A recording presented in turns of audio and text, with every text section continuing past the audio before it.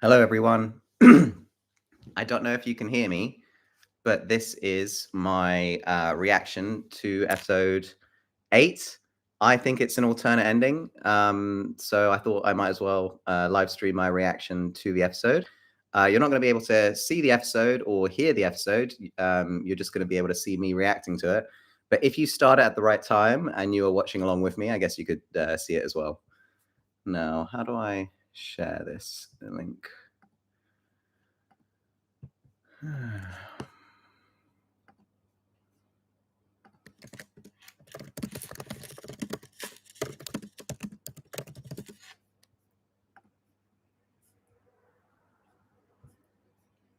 Starting.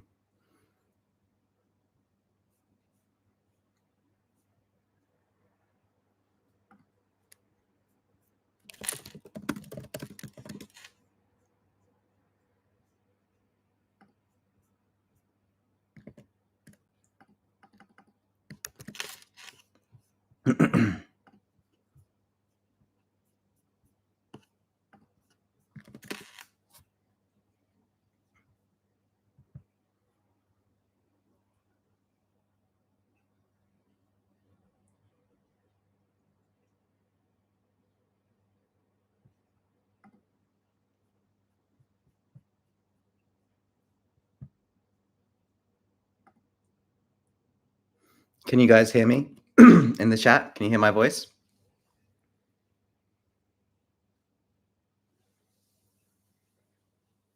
Great.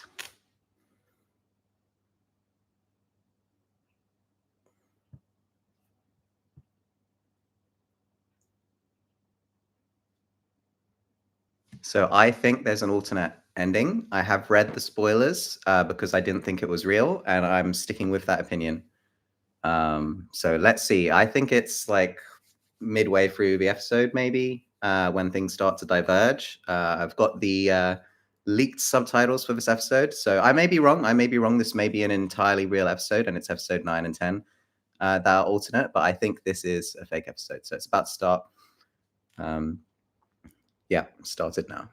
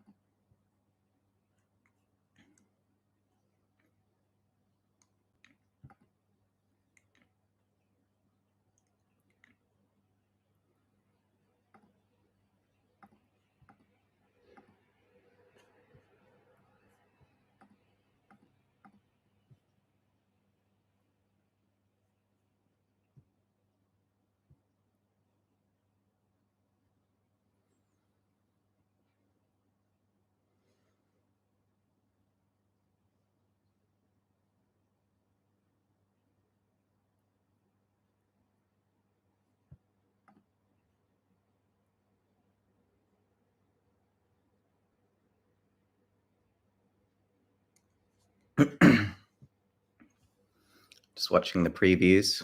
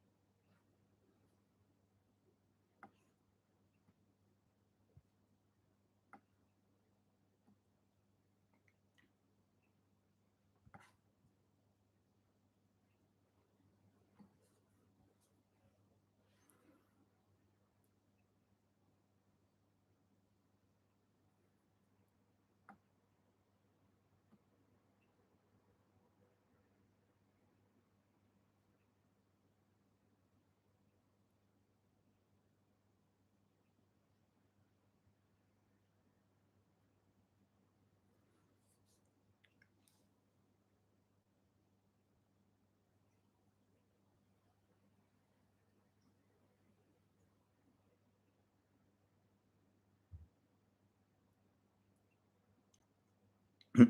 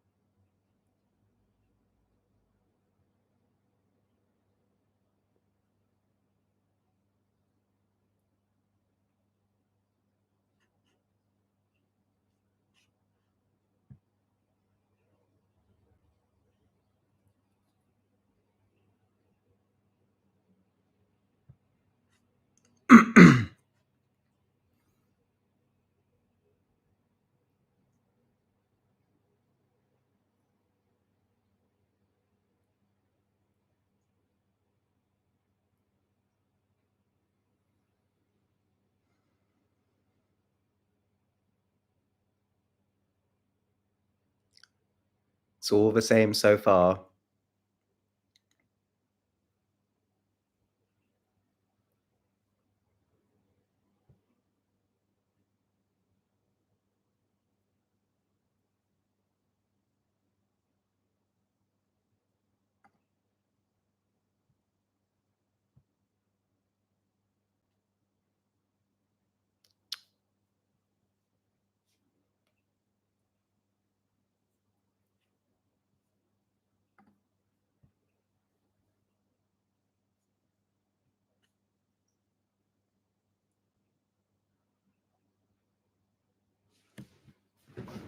Be right back.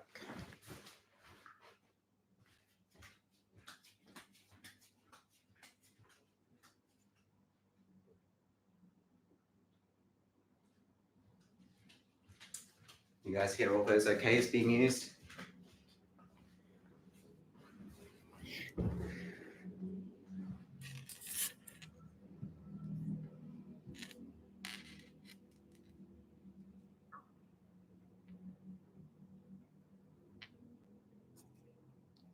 Got the From song going.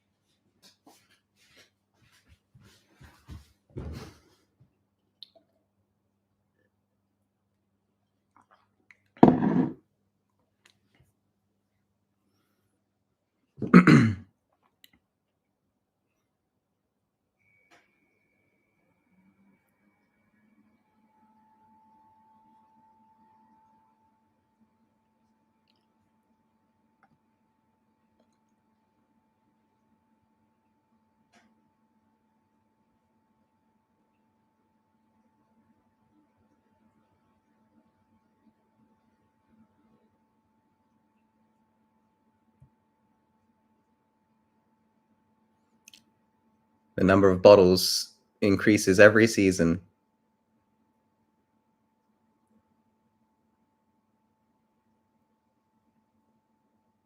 I don't see many people theorizing what the bottles mean. I believe it's a witch's bottle. It's a clue to a witch's bottle. They're all in, which I believe they're all inside. Oh, oh my God.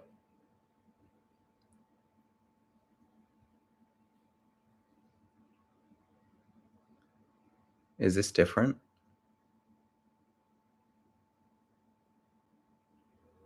No, it's the same.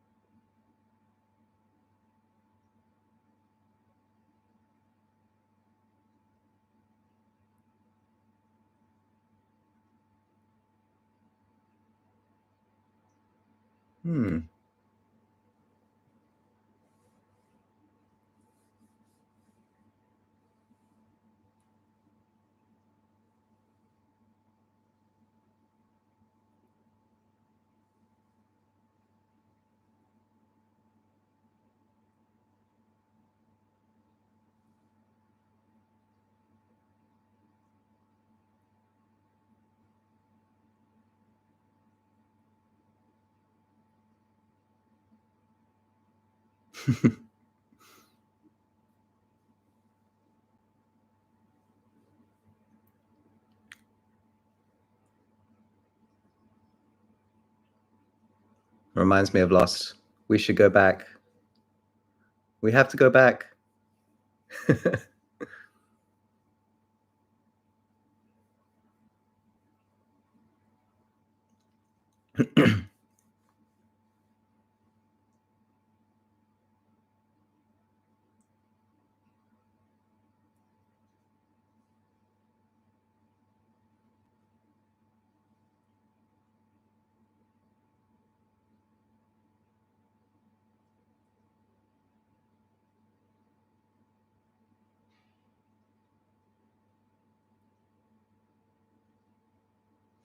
I think there is definitely things trying to help them.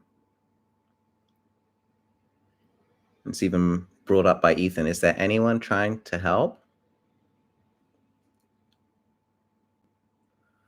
Oh, Boyd. Scheming away.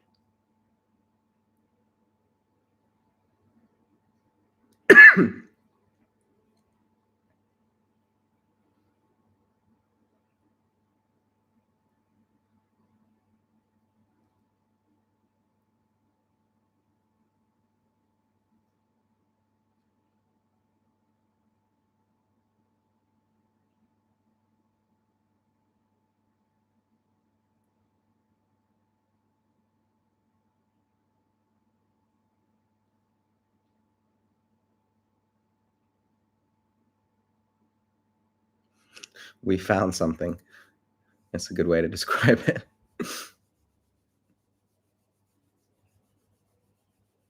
Yeah, something. So in my theory, we're going to see zombie Tilly. There's been zombie emojis shared by the actors, I think. And she is the hag, the actual being itself, because it's the only being that looks human, can pass for human. Maybe the boogeyman can as well, especially when he's shapeshifted.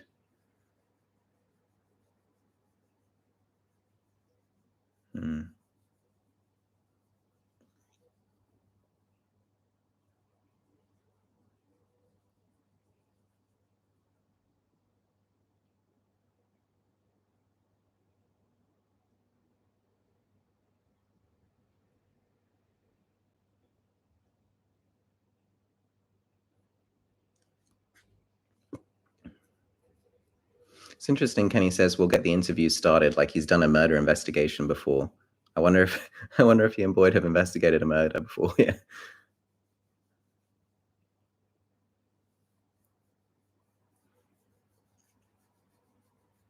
What is Donna gonna say?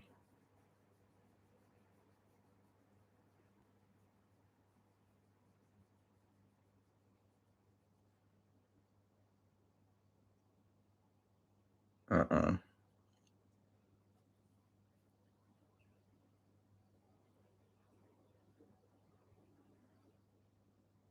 There's another fine in there.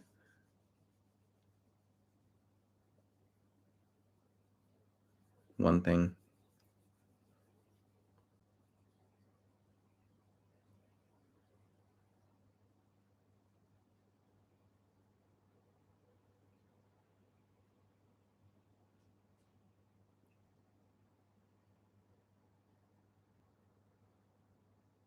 Talk about suspicious and blaming is a hint of a witch trial in the origin story, in my opinion.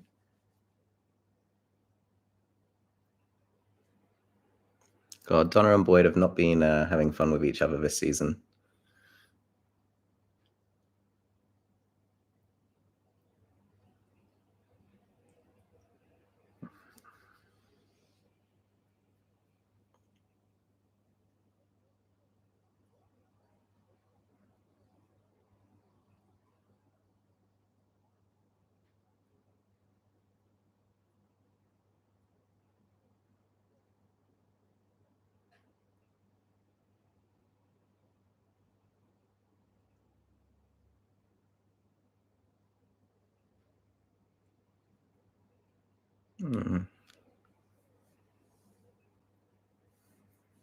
Great acting.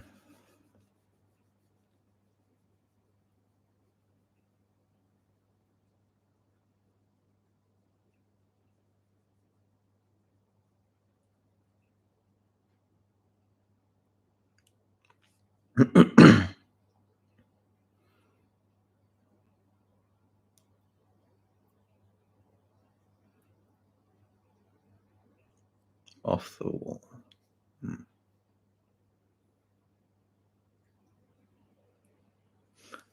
So you guys probably don't know this, but I now believe that Thomas is Jade. I know that sounds crazy, but I think he might be. I think in the same way that Eloise is Tabitha, Thomas is Jade, and they were both taken and both returned to the real world with false memories.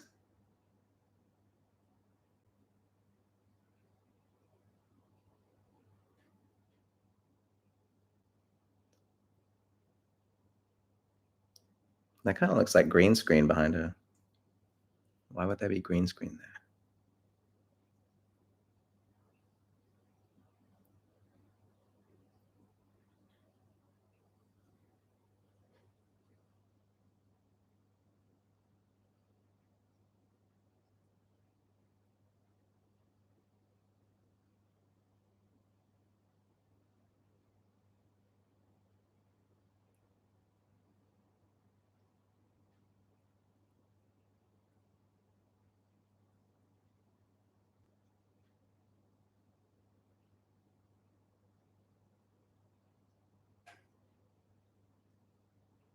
Hurt my foot.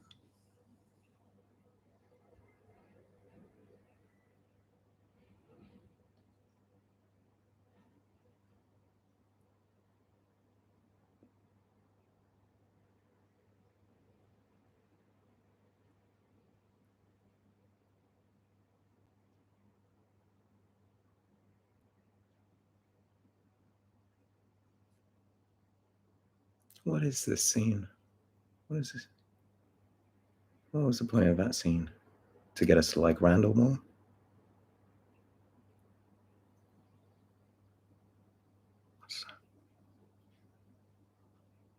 Blood bag.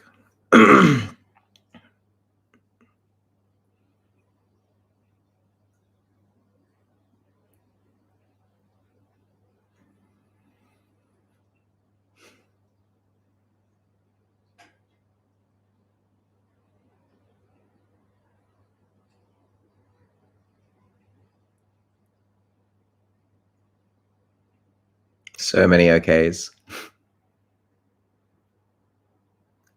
That's because she is Eloise.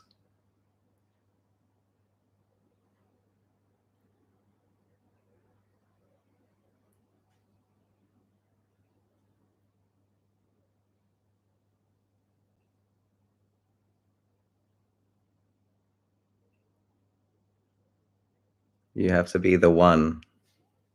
The one, like the Matrix. Could be like the Matrix. Maybe the Wachowski brothers are one of the, or sisters now, I guess, who the Wachowski twins who may be passing objects across time. That would be interesting.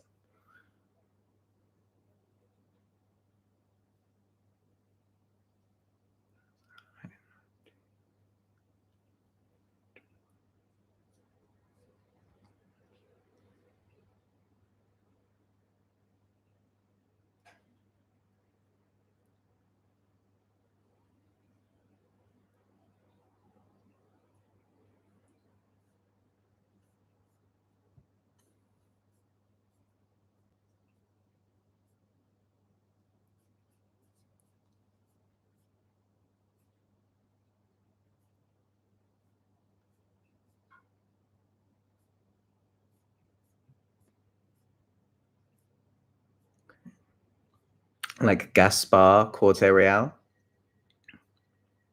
or Jasper from the Three Magi.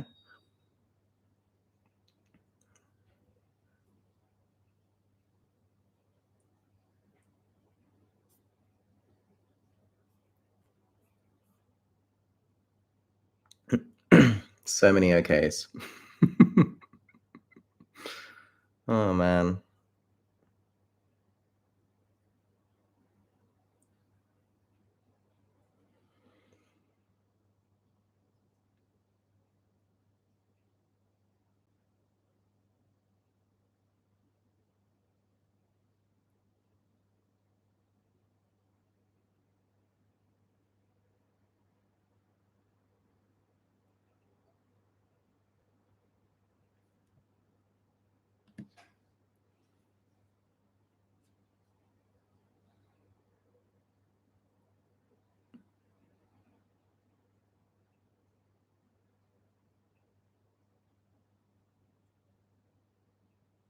Never fine.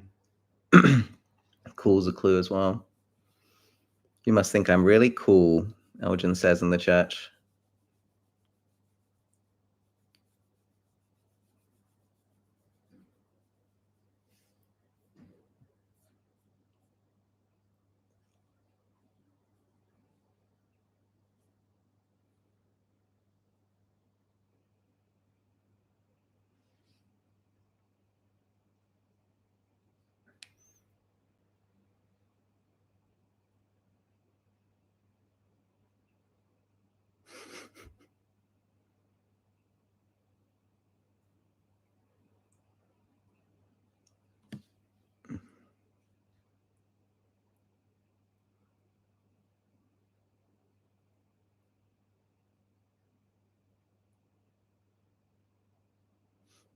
See, I now looking at this like a father-son moment.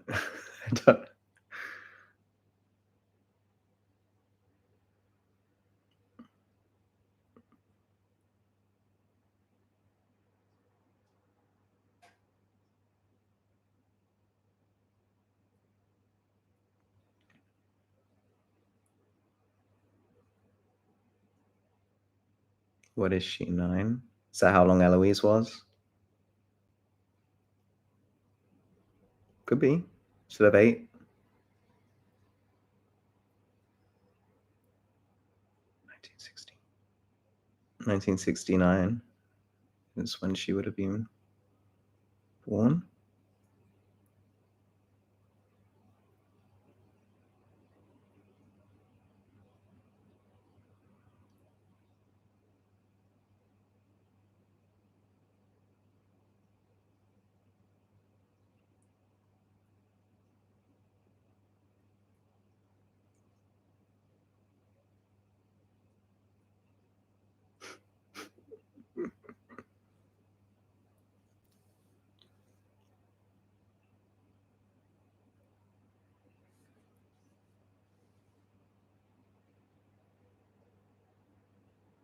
What are we trying to say here?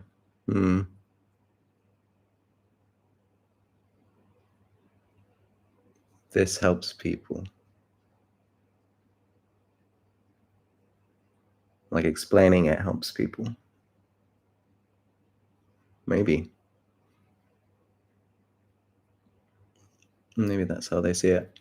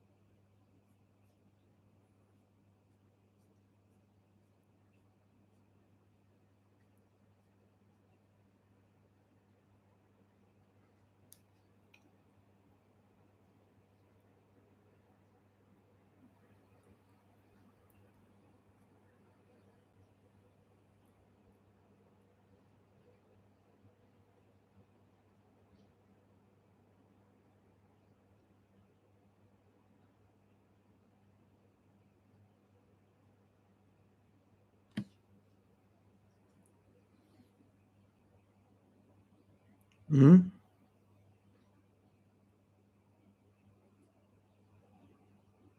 Lucky handkerchief. I mean, I know lucky's a clue, but handkerchief.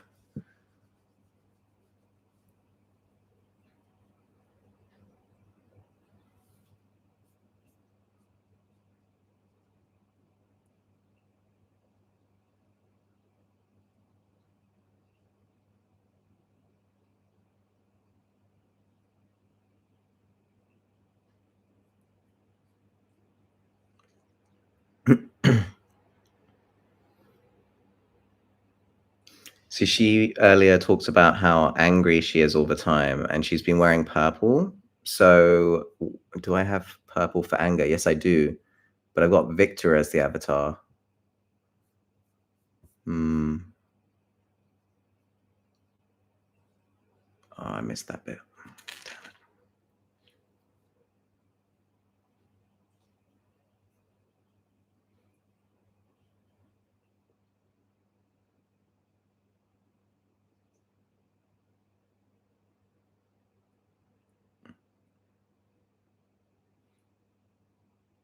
Same mirror that we've seen both Fatima and Jasmine look into that mirror.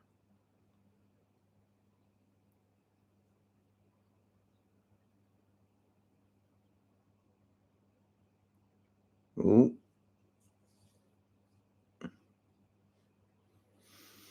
Look away if you have a weak stomach, I guess. Ooh.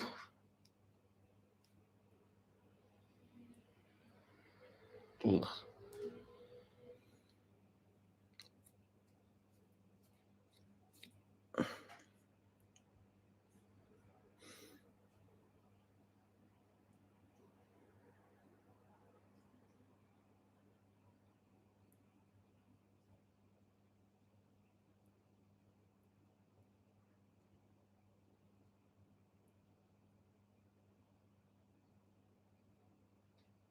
Sun 600.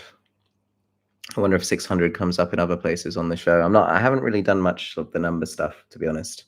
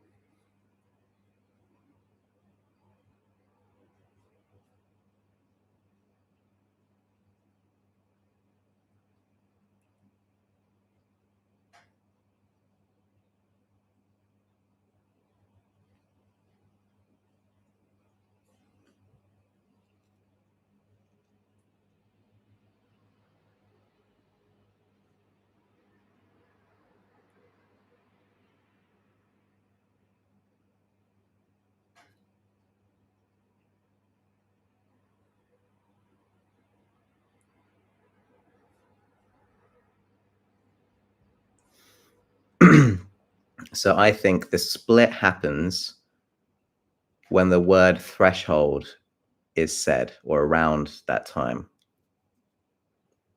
So let's see. I know it's coming up based on these spoiler subtitles, which I don't usually read. But when I saw the leaks, which were unavoidable, I'm sure everyone would agree, I had to investigate. And I really do think there's so much evidence to suggest that there's an alternate ending. Now, where that split happens, maybe episode 9, I may be very disappointed. But that scene, well, there's a scene that's coming up where some backstory is given in the spoilers. And when I read that backstory, I was like, this is not what I was picturing at all. So let's see, it's coming up. It's coming up.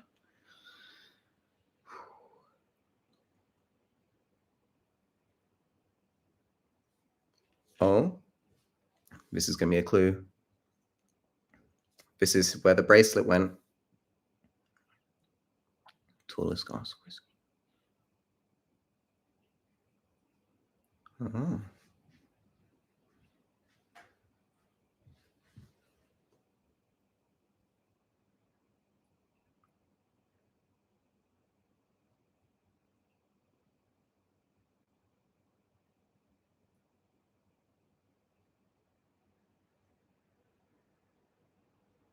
That glass with the orange stuff on it.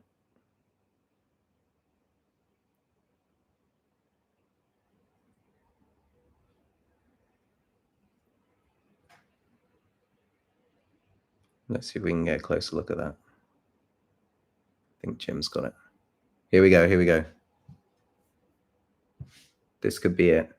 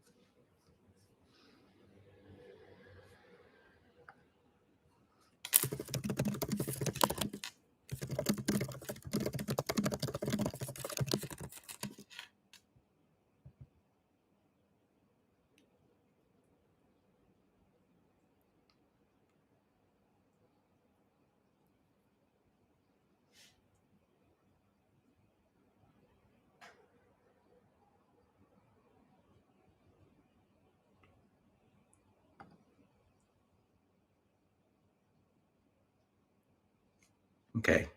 You said the word threshold. Oh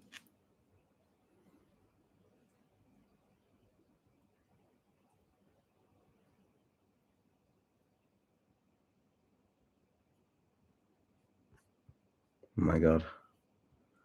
Does Ethan go in too? That's the question. Or is it because Julie's high right now and you need to be high to go in? Boyd wasn't, but he had the spider bites. Okay, no. Damn it.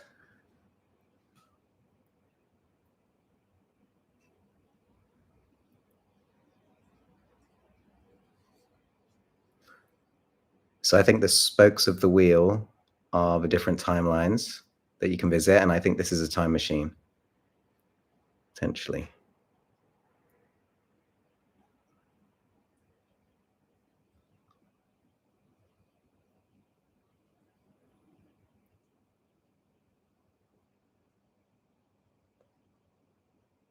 Okay, so this was all real in the leaks.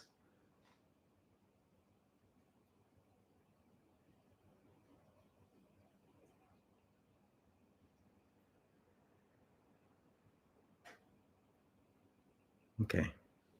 Hmm.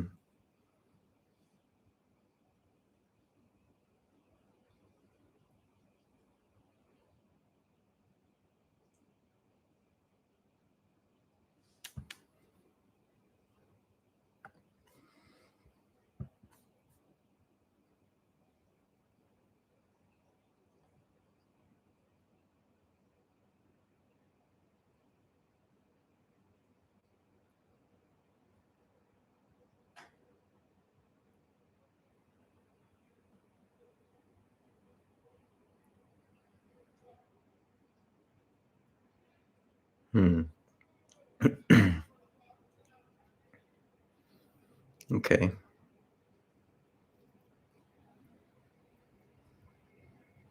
Hmm.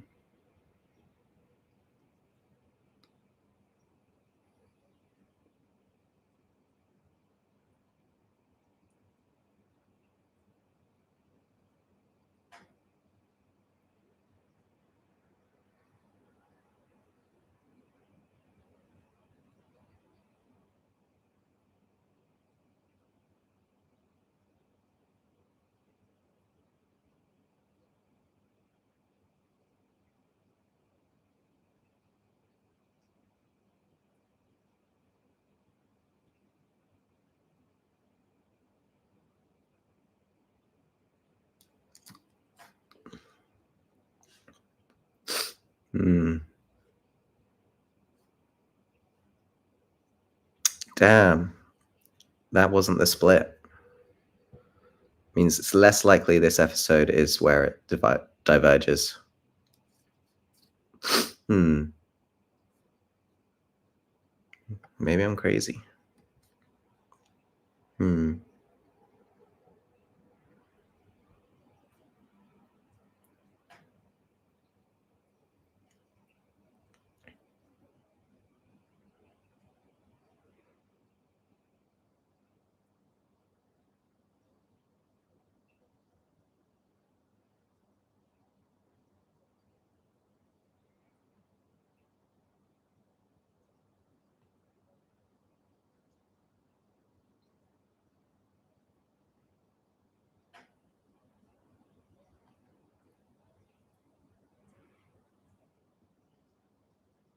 Hmm. Reference to Frankenstein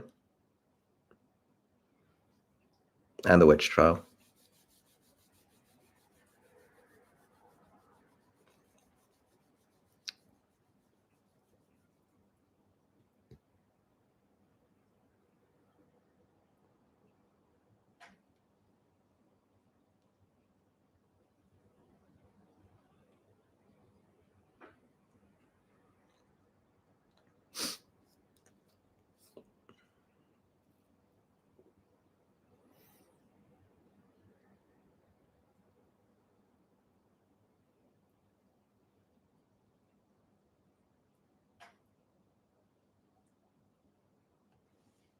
Hmm.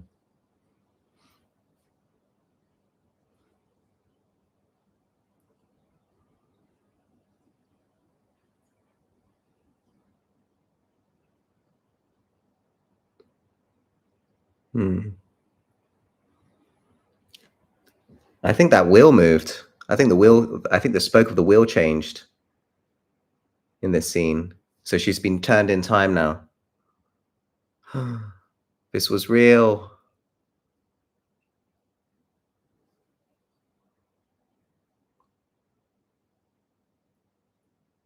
Julie.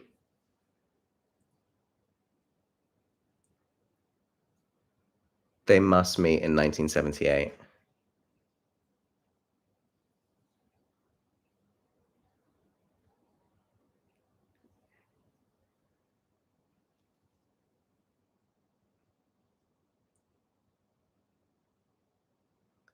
I guess Boyd can't hear because he's so far down.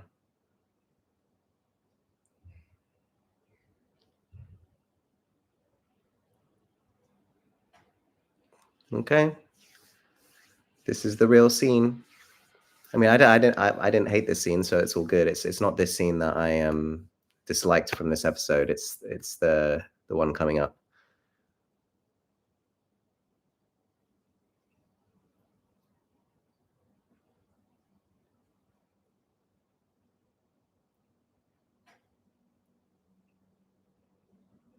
Okay, so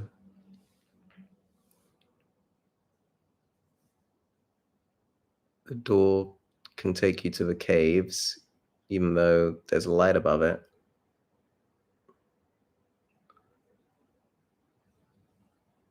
It's in the Tabitha and Victor. This is back in season 2, episode 1.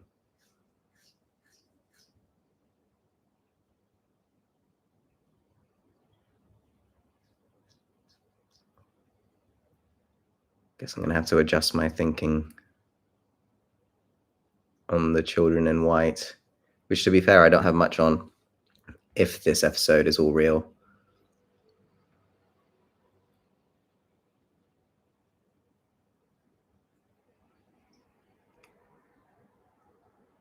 Oh, and what does Onkui mean? If it doesn't mean the witches in Inuit, I don't know what it means. So time travel works like astral projection, I guess. It's an interesting way to do it.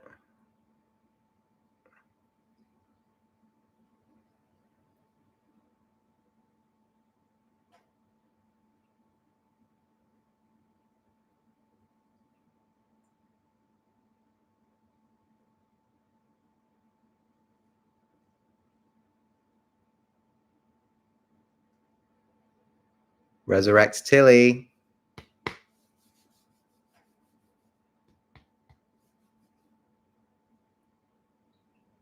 Well, I don't think the alt ending is in this episode. I think maybe those 7 children in white, the information we'll get this episode is accurate. So I have to try and figure out what that means.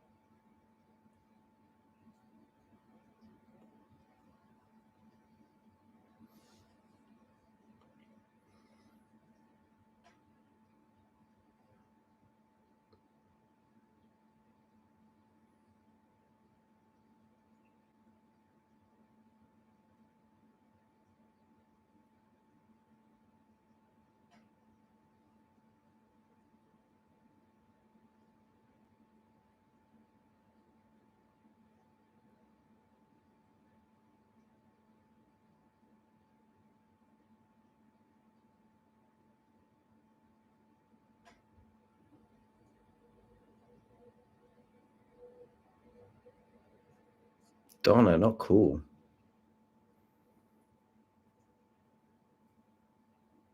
It kind of makes sense if Sarah's going to get attacked. All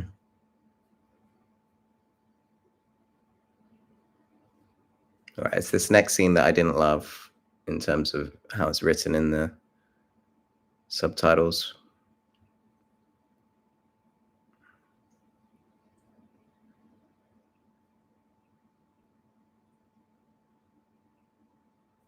Yeah, this bit here.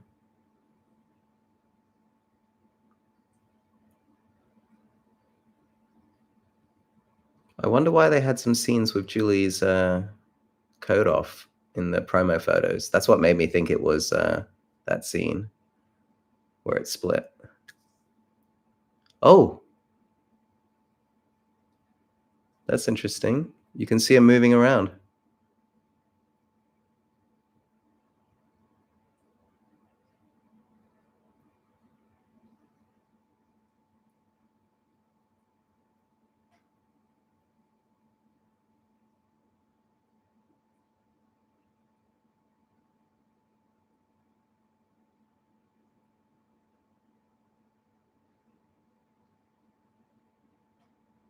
Okay, this is all real.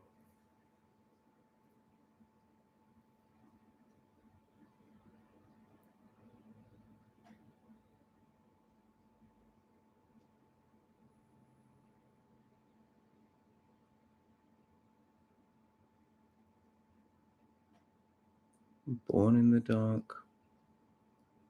Murdered in the dark. Okay, so this is real as well.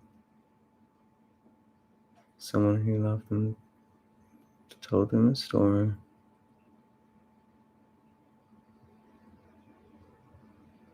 And laid on the stones.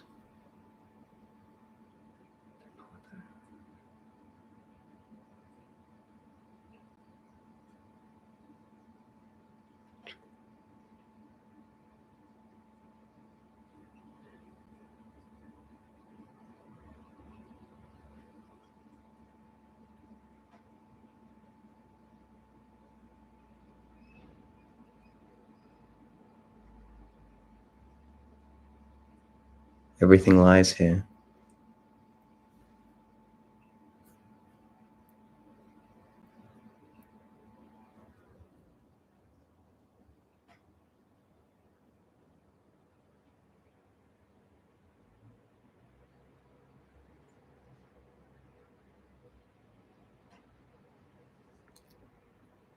Wow. Okay. Everything lies here. So is that a lie? Well, now you don't know whether to trust it or not.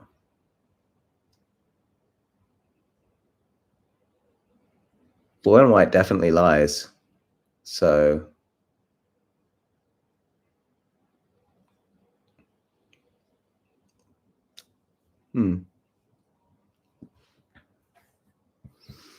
All right. There is no alt ending that begins in episode 8. I guess the reason they name the episode Thresholds is because it's after this episode that it begins to diverge.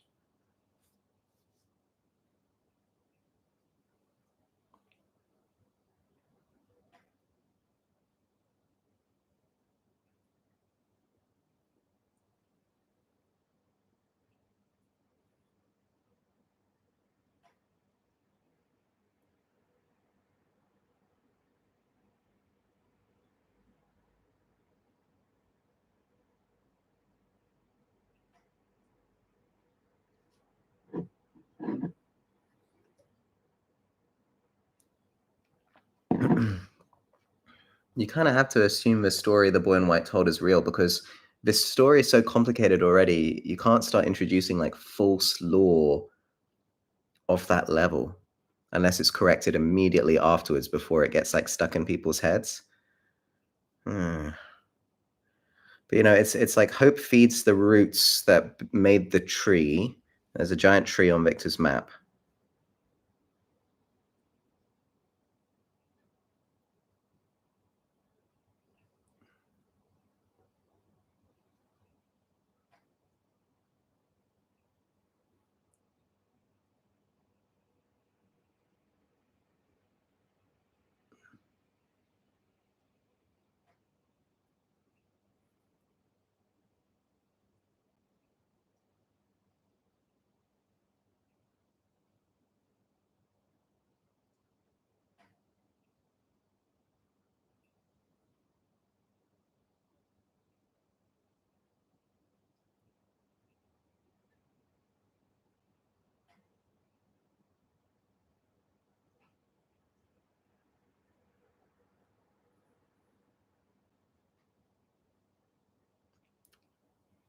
Well, Elgin looks kind of sick.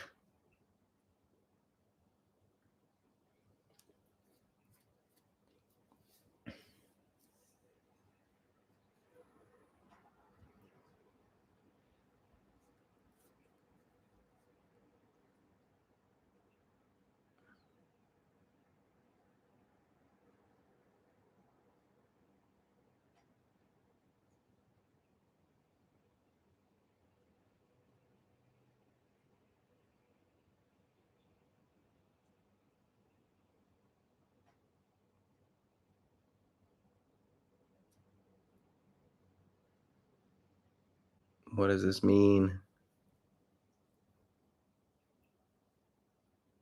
It's almost over. All right, must be next episode then. If there is an all ending, I'm starting to doubt myself.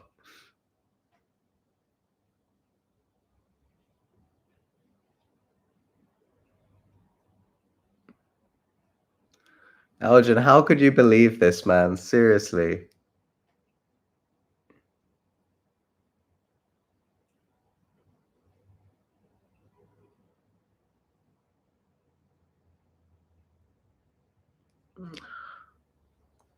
Fatima is having a terrible time this season.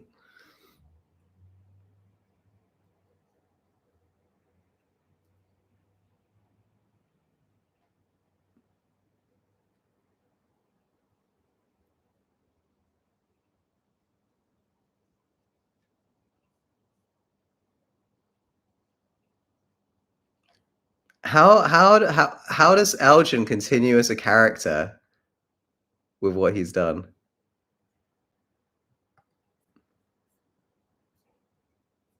Wow. Okay. Well, so it was not this episode. I guess this is the episode that afterwards. So episode 9, the beginning of episode 9, is when I'm going to live stream again. But I don't know if I'm not going to be in the country. So it will be 7 a.m. in Egypt, where I'll be traveling with a bunch of people like Ross Coulthart will be there with me as well as we're traveling. He's doing some talks as well while we're out there.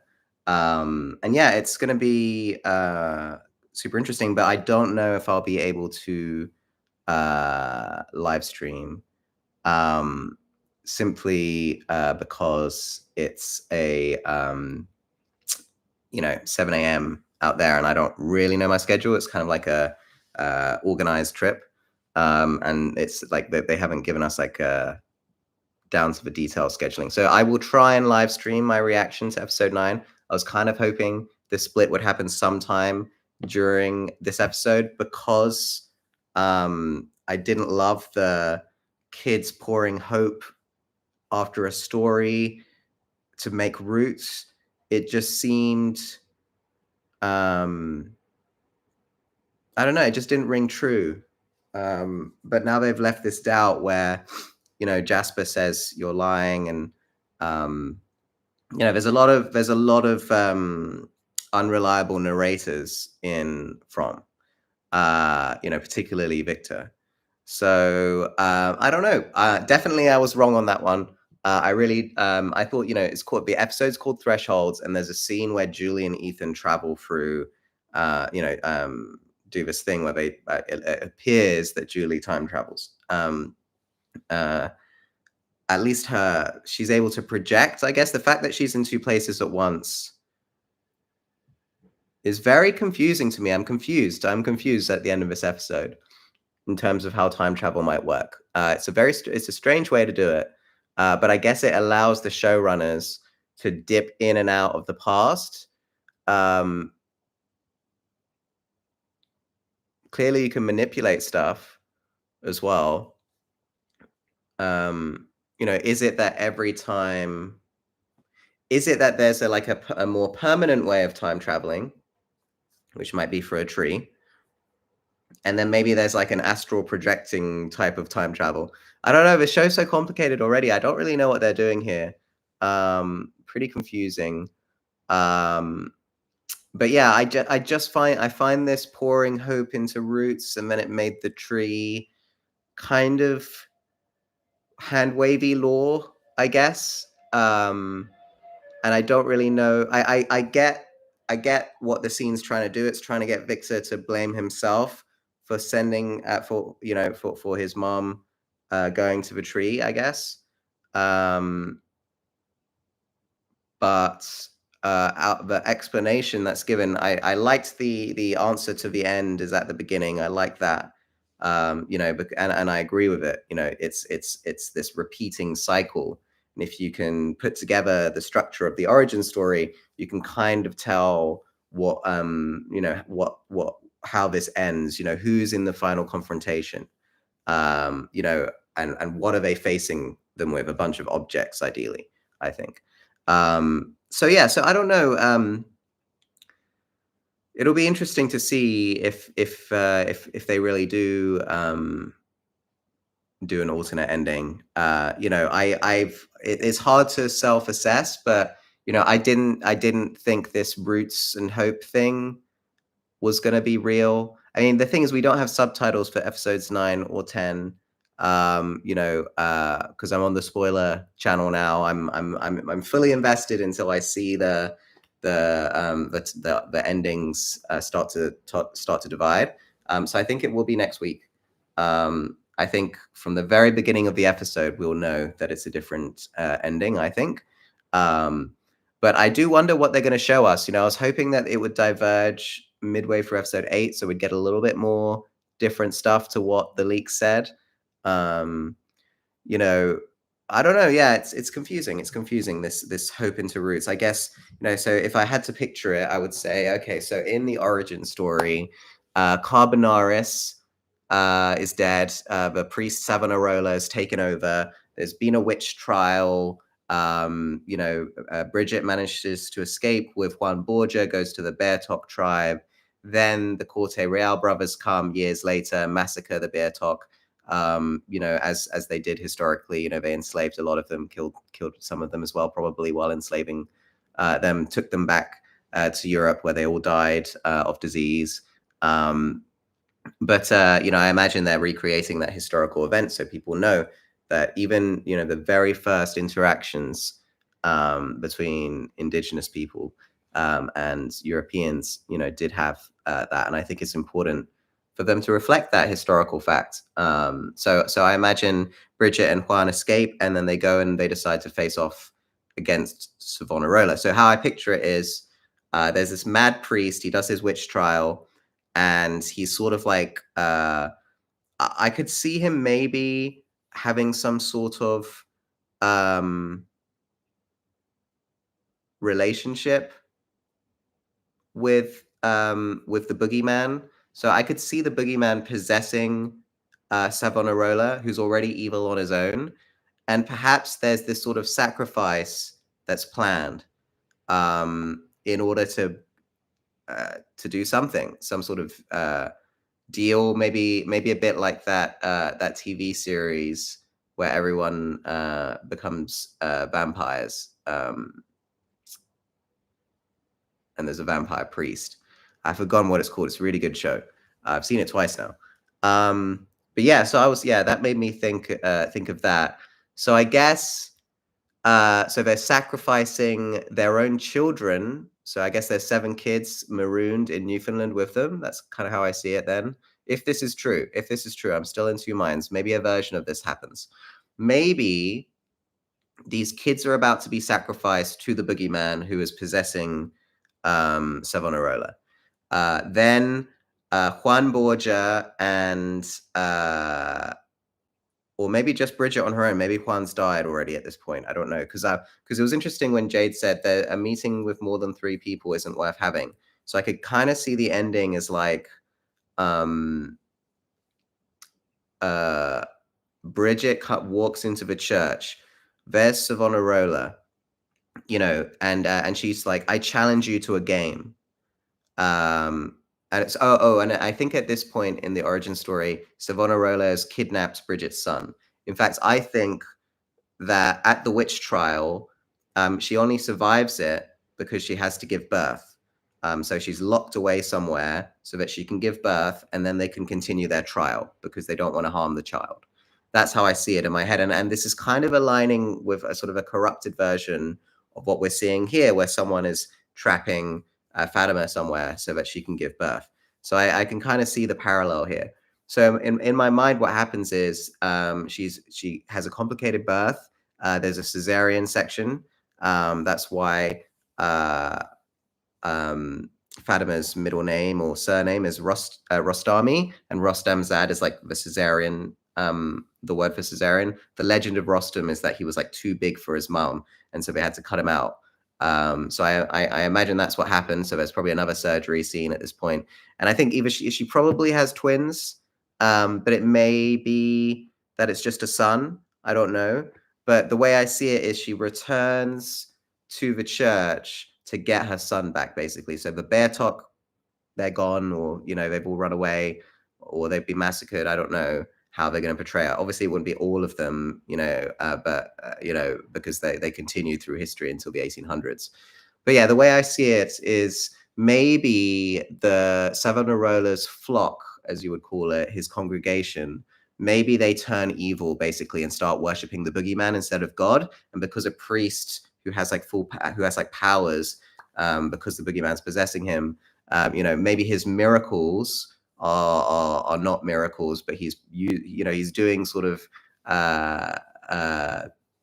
these kind of miracles. He's probably using magic, boogeyman magic, to perform miracles that make everyone believe like they're doing the new book of the Bible, perhaps. And it's interesting because all of these characters are biblical. In fact, just recently I realized that the monster's origin, I thought they were the Lilim, which is Lilith's children.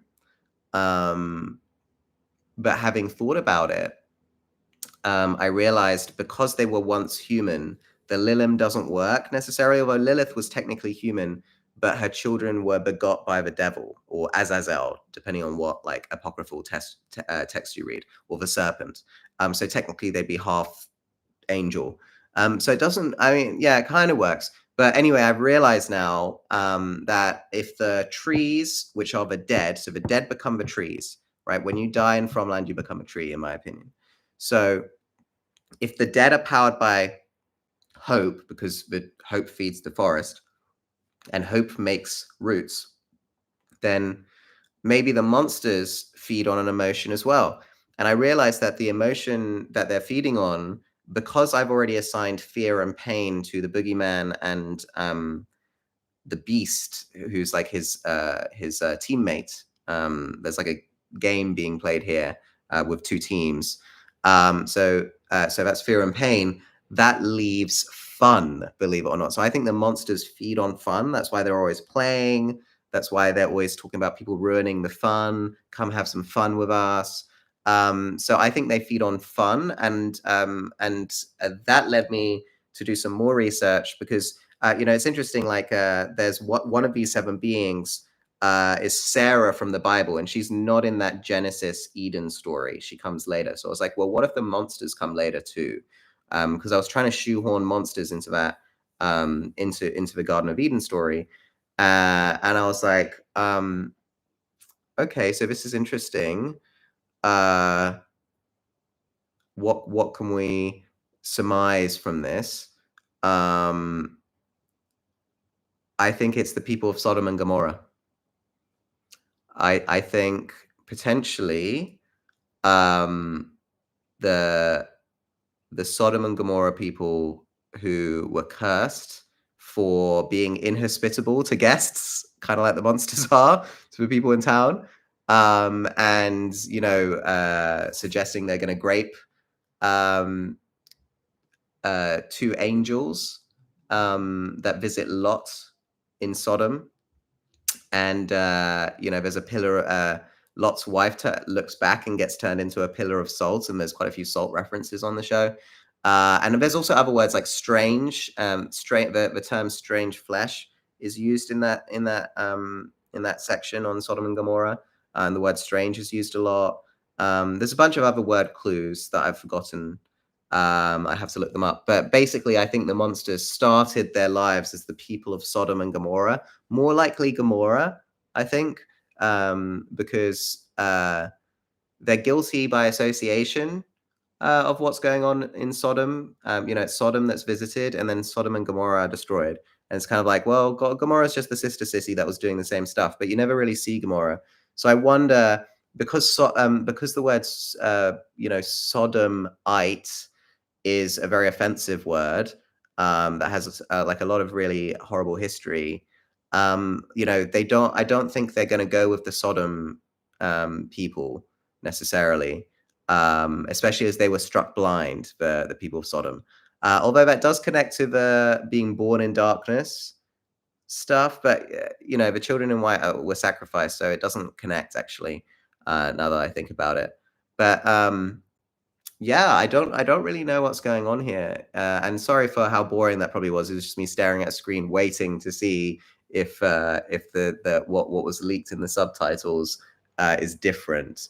But I suppose it was a little bit of wishful thinking when the subtitles dropped, because I think the showrunners would have to be really, really sneaky to somehow like leak subtitles from the alternate ending that they filmed instead of the real one, and keep the real subtitles from somehow leaking, even though they have done, apparently for the last 2 years.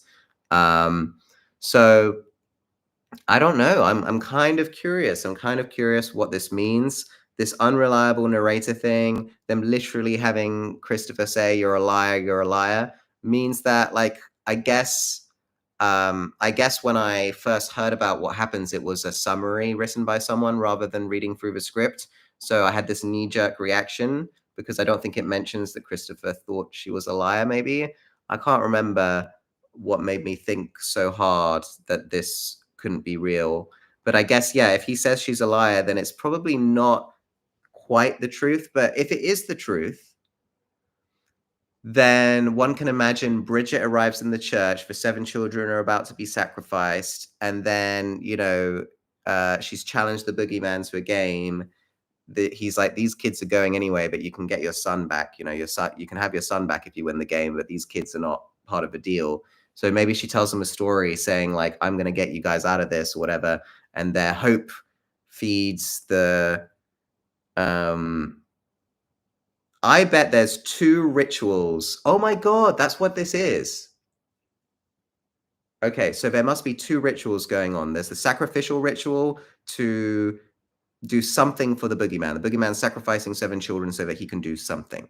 Okay, and then at the same time, Bridget has prepared this trap of this witch's bottle that I think she's buried it underground or something. It's like almost like a landmine kind of thing. And the board game and the card game, the tarot game, is all set up there. And she's like, "Come fight me." I don't know how it works. Does she bring the table with her? Is the table just like already in the church somehow? I'm kind of confused, but I'm guessing that the curse of Fromland was not just her magic that created it, because it's too evil, kind of.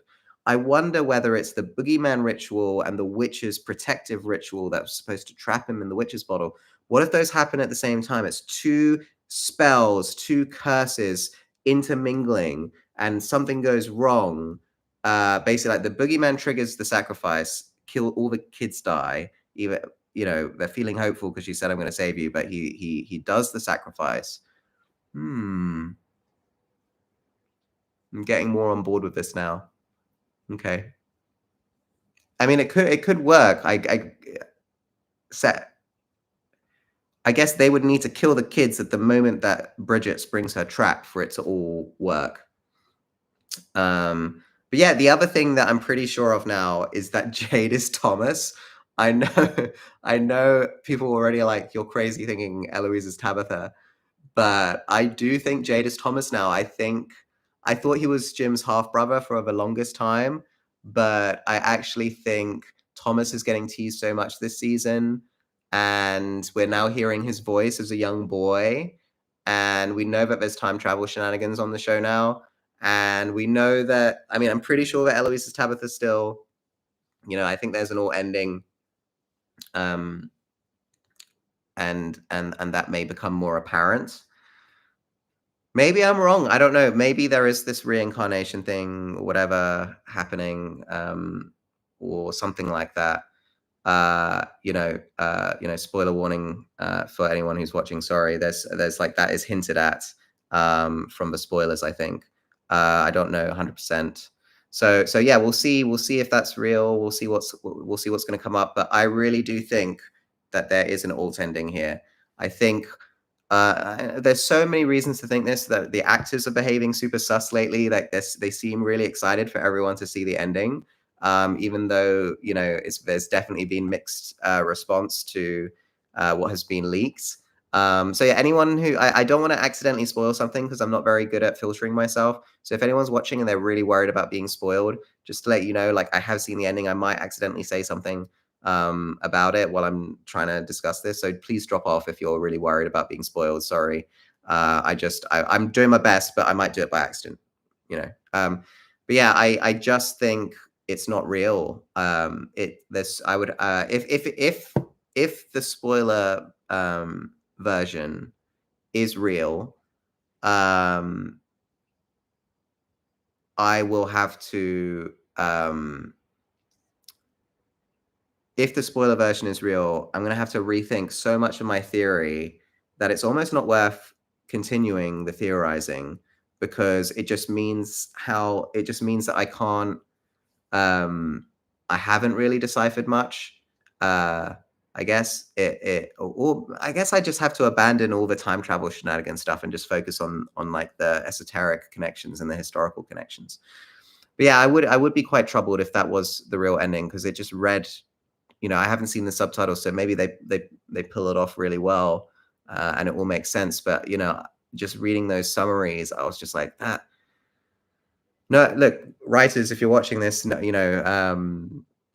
I'm not trying to offend. I'm just giving my genuine opinion here. I thought that those last two episodes should not be labeled revelations if they're real. That was, and I think, it's just so weird. Every single clue, okay, every single clue, every single answer that we get in these leaks is stuff that you can't guess from clues, in my opinion. Like the meaning of the word ankui, they knew that people would spend years trying to figure out what that means. To make it a made-up word that even trying to reverse engineer now, no one's been able to find a language. That doesn't work. What the red Cthulhu monster is was totally unguessable. There's no way anyone would guess what it's portrayed as. So that's another thing. And then what the numbers mean, again, it's just like, how can there be a correlation between the numbers on the inside the trees and the numbers on the lighthouse?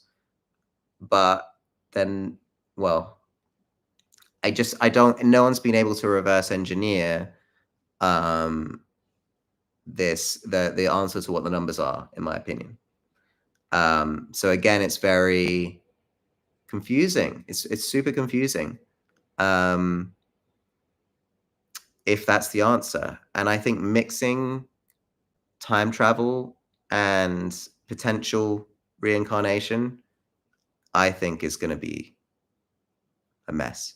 So I guess the episode is called Thresholds because that is where the end of the episode is the threshold rather than the middle. And I'm probably going to have to eat some crow over the next week. I really didn't think that they would drag out this alt ending thing for this long.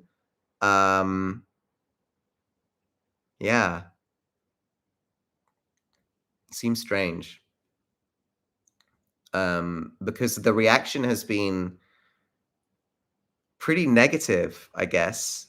And I think that's reflected in the latest episode's rating. It's the worst. Episode 7 is the worst rated episode of From that's come out, by quite a wide margin as well. And some people are disagreeing with me here and saying, oh, well, not much happened in that episode, so that's why it's got poor reviews. And I can kind of see their perspective. It was slightly slower, a little bit more relationship focused, I think. But the most interesting part happens at the very end. So I get that. But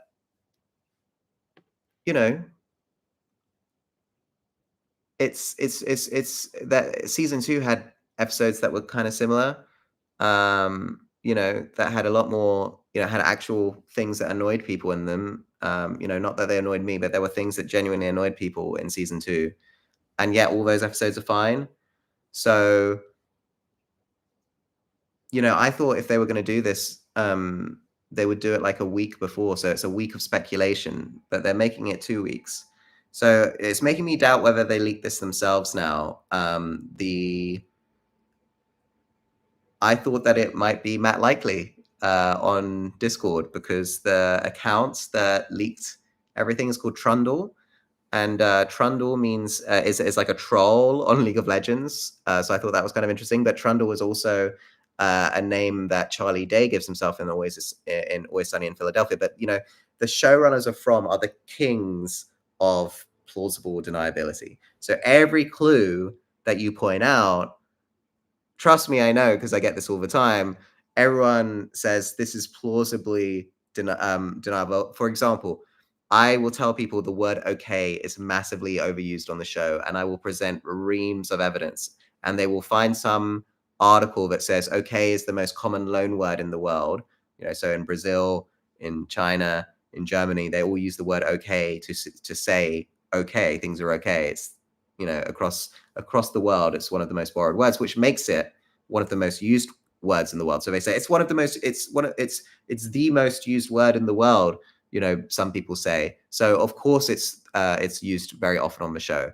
But that logic, that's not correct, because the show is in English. So it's about how common the word okay is in English, and it's not actually that common in English. It's only common around the world because every language has it in it. So it's obviously going to be used more often. But that's the argument you get. Or people just say, oh, people say okay, okay, you're just British. You don't know. The Americans use the word okay more.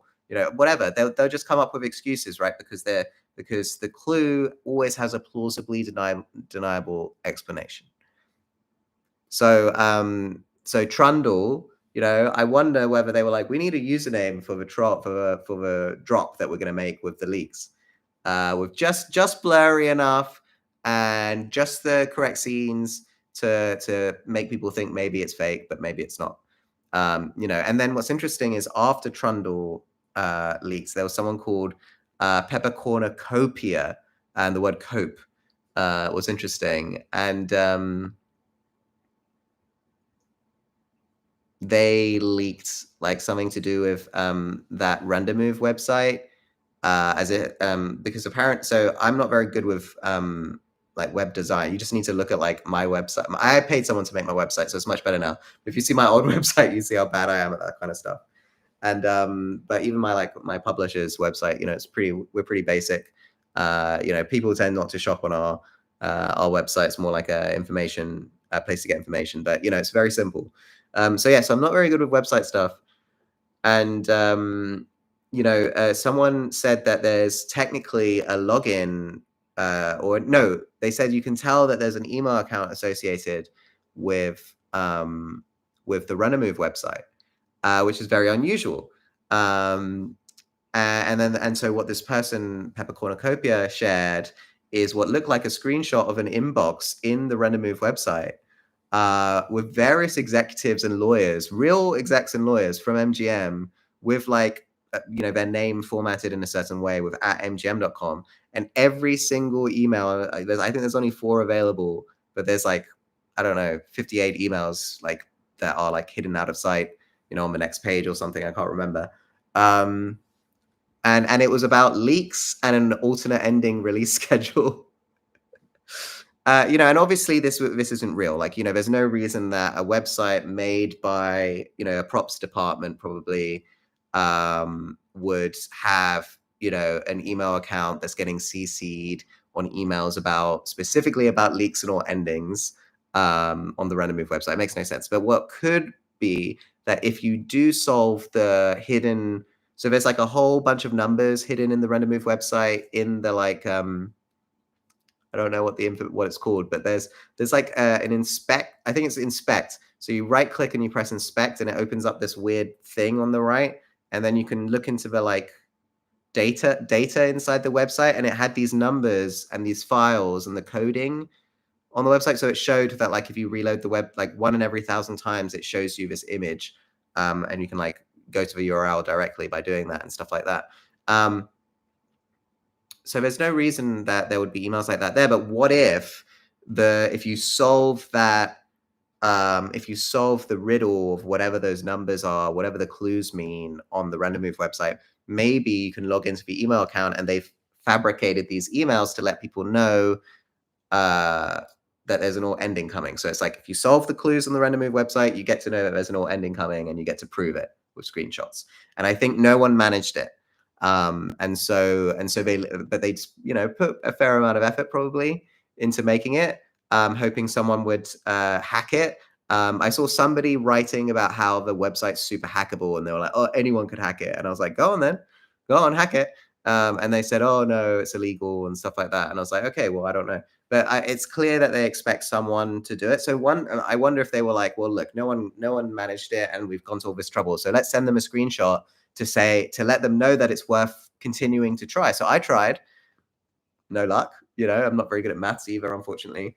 But I tried. I tried to log into the email. There's like a hint at the bottom, and it was like F, and then like stars to show like the letters, and then like at gstars.com. And I was like, oh my god! So this email is like f something at gmail.com. So I spent ages trying to guess what it could be, and you only get a certain number of login attempts, and then you have to use a VPN, which I do know how to use. And then you can try again. And then eventually I like refreshed the page and the hint was different. It had another email there, and I realized that the hint was literally just telling you that how an email is formatted. Because I guess that cPanel thing is like a really old technology or something. Again, that's what they were explaining about why it's so easy to hack, because it's like a really old system or something, or a really old web thing. So yeah, I mean that made me think that there's more likely to be an alt ending again, because it just seems, and these leaks came out, and I don't know how long after it was, but it felt like it wasn't that long afterwards, like maybe a day. I actually don't know, to be honest. My memory's failing me here, because it took me a little while to choose to go into the spoiler channel, because I wanted to. But I eventually decided, I was like, no one's going to be impressed if you guess something that happens in episode 10 2 episodes before it happens. It has to be a pre-season 3 prediction for it to be, a good prediction. So although I do think that there are a couple that I could make about what's going to happen at the end if I had to guess, based on some of the things I've seen this season. So I don't know. But anyway, I decided I will trade my ability to make predictions for the next couple of episodes, in exchange for investigating whether these leaks are an alt ending or not, because I found that more interesting. So yeah, basically any predictions I make from now on in terms of the leaks version, obviously, if I get something right, it's because I've read it. So the good thing is nothing in there was anything I really had predicted. So I don't feel bad. And like I said, most of what I predicted is in my predictions video that I did on the day that season 3 came out. But yeah, so shame it wasn't this episode. The thing that worries me, I guess, maybe this wasn't, maybe I'm reading too much into the Trundle username. Maybe I'm reading too much into the, maybe they decided, I don't know. But the point is, I just didn't think they would let this go on for 2 weeks. That's another reason why I thought that the split would happen this episode, that we'd get some sort of hint this episode that there would be an alt ending, like maybe one scene changed or something. But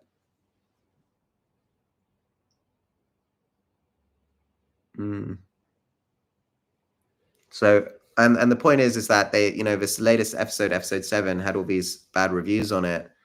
I'm worried that it's because the spoilers of the alt ending that I'm predicting have tarnished FROM's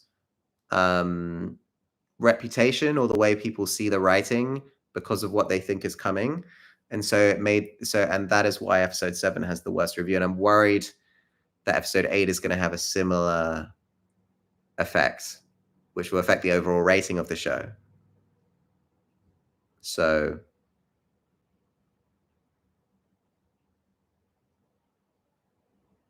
maybe there isn't an alt ending, you know, because I thought there would be an alt ending this episode, and I was wrong.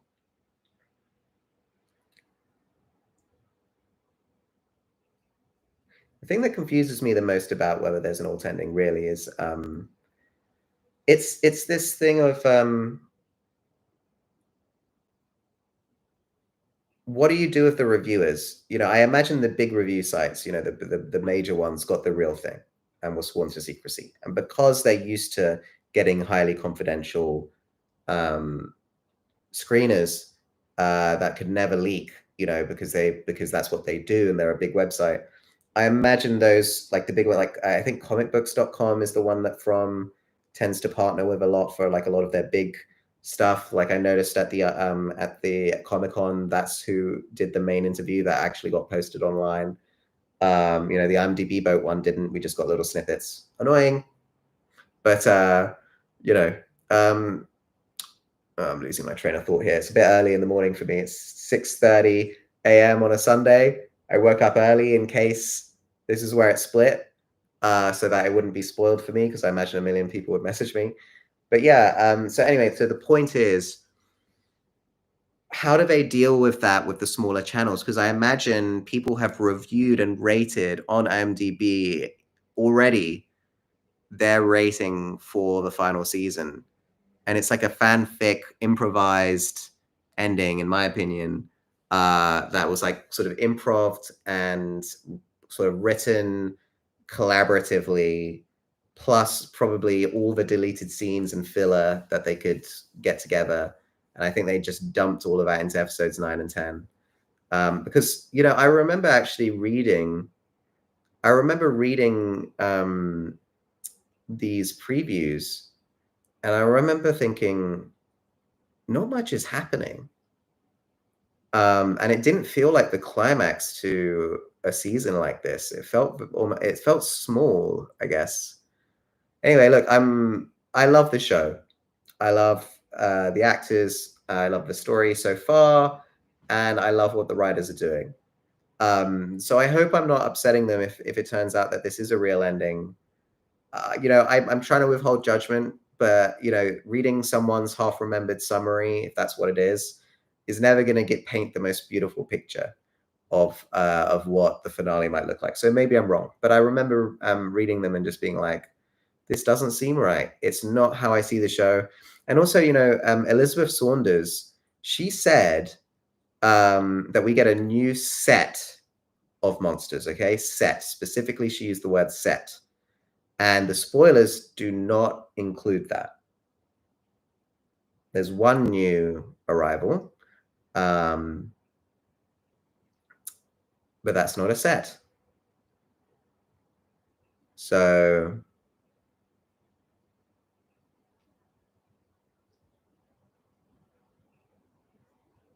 unless she accidentally used the word set, and what she meant to say was type.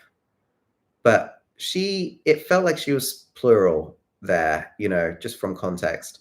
So, you know, if my prediction, this is how I predict it going, okay? This is how, I'm just going to let you know how I predict the next two episodes, because a lot of my predictions for season 3 that I did before season 3 came out, none of them, a huge portion of them are not going to happen now. There's not enough time to get them all in. I think we're going to get two reveals. I think Fatima's going to give birth to twins, and one of them will go missing. I think Fatima will die, and I think Boyd and Ellis will share a very emotional moment. This was hinted at. So Boyd and Ellis, the actors, Harold and Courtion, they did a small horror festival somewhere in the United States, I think, or maybe Canada. I don't know. But there is a small festival, you know, and the video is very poorly labeled, and I can't even find it anymore, unfortunately. Maybe I'll go have a look for it and see. But someone asked them, when was your favorite moment in season 3 with, like, together as actors? And Boyd starts saying, when we first hold, and then he stops himself.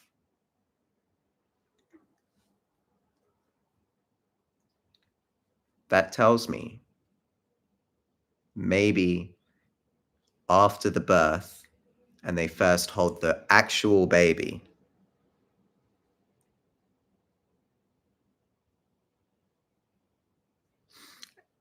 And, Quartion teased that him and Harold have a very special moment, but he kind of made it sound like they get in a fist fight instead. It was like my read of what he meant. But maybe this special moment is like a very emotional scene where Fatima is dead, Cordion's holding his baby, Harold's there, they're all holding each other, very sad, cry, cry, cry. Maybe that's what they were hinting at. I don't know. It's very, very confusing. Oh, you mess me up all the time. So I can see these 7 kids. I've been trying to be honest, I've just ignored for 7 kids. I thought that they, why are they saying Ankui? I guess there isn't an Inuit ghost.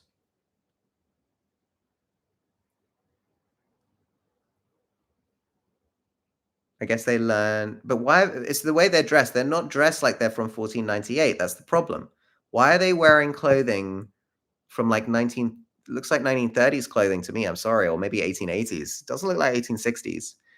So I thought they were from like 7 kids from a previous cycle where like they, not that they survived, but like the ghosts, something special about that timeline. I don't know. So Children in White continue to confuse me, but I'm starting to think that in the origin story, there is a sacrifice of 7 children. And I think that maybe what happens is every cycle, the boogeyman picks a priest or someone to convince half the town that they need to sacrifice 7 children for something. Maybe? I mean, so the reason I think, it's interesting, the Minotaur has 7 virgins sacrificed to him. And the boogeyman does a brief stint as a Minotaur in the origin story. So, but yeah, let me tell you how I think it's going to go. So I think all this stuff about Boyd, I think all the stuff that I have about Tabitha being Eloise and us seeing the 1978 timeline and a whole bunch of stuff happening, I think that's all out now. I think the ending is Fatima gives birth to twins, like I said, all that stuff. Boyd and Ellis hold each other. I think Julie, Jim, Tabitha, and Ethan all go through the bottle tree after Jade figures it out. I think the solution that Jade comes to will involve Fibonacci numbers. I think it might have something to do with a spiral of years.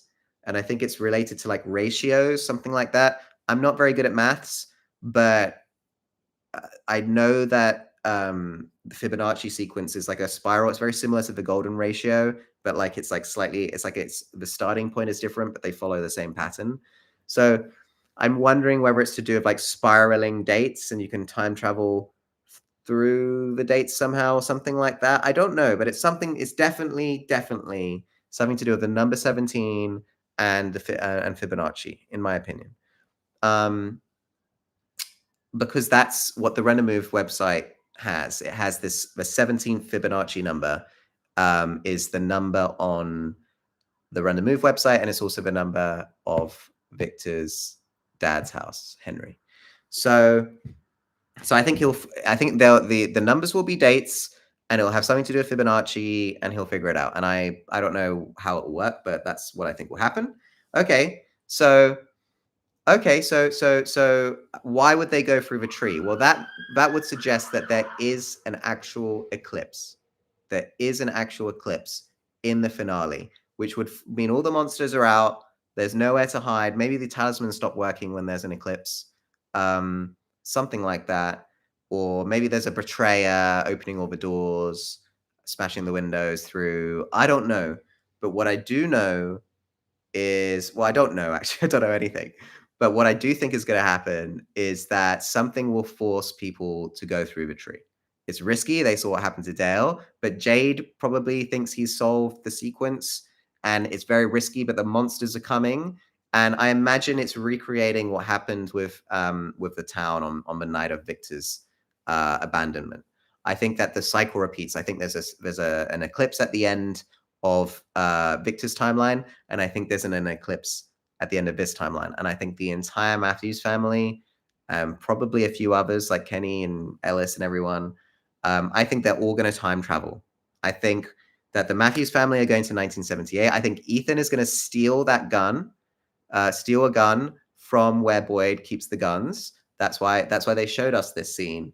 It's interesting that Boyd keeps arguing with people about them being allowed to have weapons, and I think that's a hint to Boyd having an argument with Juan Borgia in the origin story.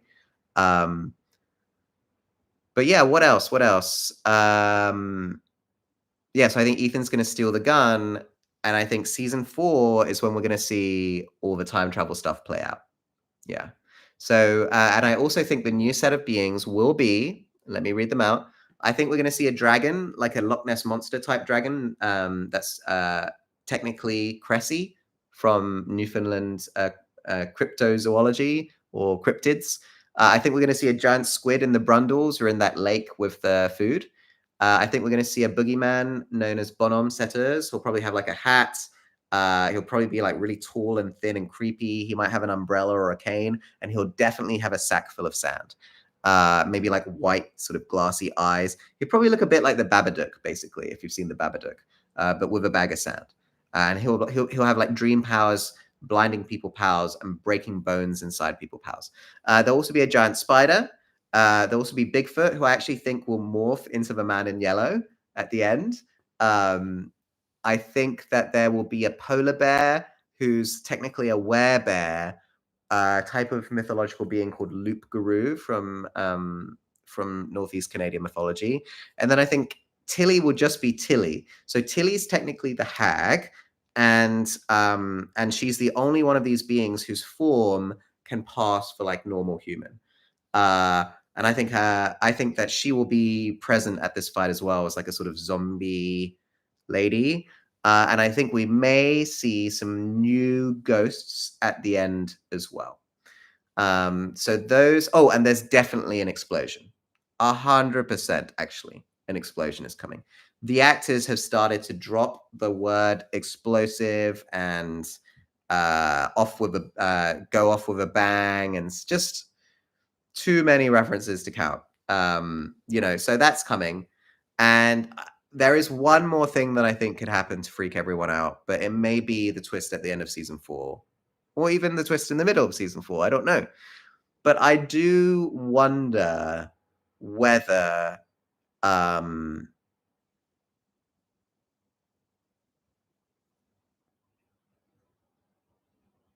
Canadian town is going to show up. I wonder if everyone goes through the tree and most people try and travel, but Boyd or Tabitha or Henry or I don't know, Acosta maybe. I don't know. Anyway, one of the main cast or two or three of the main cast. I guess it'd be weird to send them alone. Although I think people have to hold hands when they go through the bottle tree to go to the same place. Maybe they only realize that later or something. Definitely, people are going to go to different timelines. I think. Anyway, so I think there's a Canadian amusement park town. I think we're going to see like Canadian stereotypical monsters there, like a Mountie and like a woodsman and a like violin player and a fisherman, sort of, Northeast Canadian coastal, sort of North Atlantic seaboard stereotypes. Actually, no, it's probably for the whole of Canada, actually. No, it's all Canadian stereotypes, probably. I think about it, and yeah, I think there'll be elephant iconography there potentially. I think it'll be based on the board game of Chattaraji. Although now that I think about it, I can't remember why I've decided that Chattaraji and the Canadian town are connected. But there'll definitely be a Ferris wheel. There'll definitely be a merry-go-round. I hope there's a teacup ride and a mini golf. There'll probably be lion iconography as well, tiger iconography, all sorts of like exotic animal sort of safari iconography, because I think those are clues on the show as well. So that's how I see it. I see it as like everyone time travels, and we have this final scene where, like, I don't know, maybe one. And I also think people need to go to the real world because of my predictions. I think there's a treasure hunt in the real world. So I think everyone goes through the tree. Eclipse. Some people go to the real world. Some people go to a Canadian town. Some people go to 1978. Definitely the Matthews family, actually. The rest of the people go to 6 different timelines: the 1860s, 1880s, 1930s, 1760s, and 1670s or something like that. Anyway, it's 6 timelines. And I think the spokes on the wheel are like the time machine or something that take you to different places. But I found it very strange how Julie was both in the present and in the past at the same time. Why? Doesn't.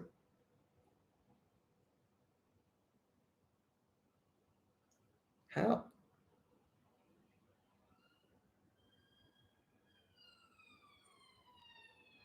There's got to be 2 types of time travel. Because it can't be just Julie randomly flashing to the past, walking over to that prison, and then flashing back in time so that we can meet all these historical figures, just like randomly dipping in and out while she seizures on the floor. Doesn't work. There must be permanent time travel and astral projection time travel. Again, unnecessary confusion for me, but maybe there's some sort of plot device. Maybe this plot device is needed for them to pull off some much cleverer thing, and they need this contrivance to make it work. And I do get it. Like I guess there might be a few scenes where they just want Julie to see it, but not necessarily be in danger while she's there. Maybe she's invisible when she does that thing. So maybe no one can see her, no one can hear her, but she can move things around like a ghost, maybe. Because it was strange that Boyd didn't hear any conversation from above. Like, what else did he have to do? Although, no, I mean, yeah, look, what can I say? The show is confusing. I've done my best.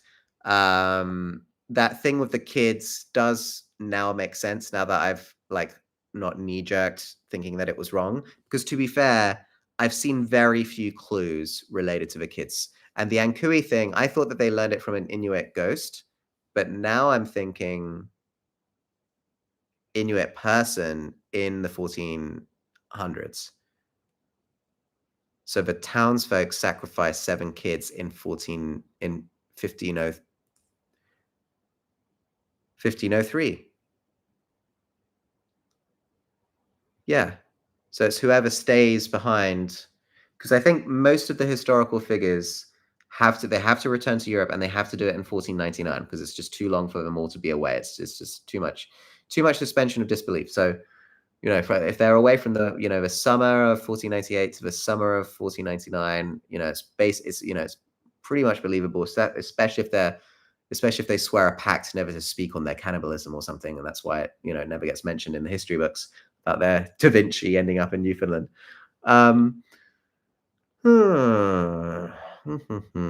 So I guess some people stay behind, maybe non-historical figures or invented historical figures, or like unnamed historical figures or vague historical figures. They stay behind. They believe in Savonarola's miracles. They agree to sacrifice their own children. Bridget comes in to stop it. She does a deal for her son. She tells them a story. Gives them some hope. Sacrifice ritual happens anyway. They spring their rituals at the same time. The rituals merge. From lands created, the kids die anyway, but their souls get sucked in. Okay. Anyway, sorry guys. There's a little window into my crazy mind and how I think of this show. But yeah, I now have to wait until episode 9, and I'm going to have a whole week of people telling me how wrong I was about the split happening in this episode. So we'll have to see. I wonder whether the subtitles for episode 9 will leak before we actually get to see it on screen. Who knows? Anyway, I think I'm going to end it there because it is now 6:45 a.m. in the UK and it is a Sunday. and I do unfortunately have to work because I've got some deadlines coming up, and I've got a big long trip coming up to Egypt soon. And I won't be able to do much writing on that trip, I imagine. So yeah, thank you for watching. Sorry it wasn't more exciting. I wanted to try and give my live reaction if the alt ending was this episode. It wasn't. I think it's fairly unlikely that that I'm going to be able to do this for next week's one, but I will try. Might be that breakfast isn't till 9, and I can wake up early at 7 and stream it. I don't know what the schedule is. All right, guys, thanks very, very much for watching. If you are watching on YouTube, just so you know, I'm not going to be posting on Reddit so much anymore. I think I'm going to be moving more towards Discord. I actually have my own channel on the main From Groups Discord group, and when you come to the chat, we have some jumping to do. What does that mean? Sorry, I'm just trying to find the link so I can share it with you guys. Invite people, copy. Thank you, Schleemshis. I hope it's going to play out how you think it's going. Here we go. So this is the Discord. So if you look down the channels, you'll see Taran Twist. That's where I'm posting my theories at the moment. I've just, I think that, Reddit, it's just, some people appreciate it, but a lot of people really don't. And also, I'm starting to think a bit more about, if I did happen to be right about stuff, what would the showrunners want me to do? So I'm just trying to figure that out at the moment as well. But I think maybe hanging out on Discord and keeping it to a smaller group might be the way to go. But I'll still, every season I post like some mega thread, with all my theories laid out. I will be doing that for season 4. Just need to see this ending before I can start working on it. But there's already a few things, that I've realized. Thomas's Jade is one. Christy, maybe the person giving Jade the soda at the airport that he was talking about, because she hears him mention the "they come with you where you go" when you go phrase when they're preparing Mrs. Liu for burial. Yeah.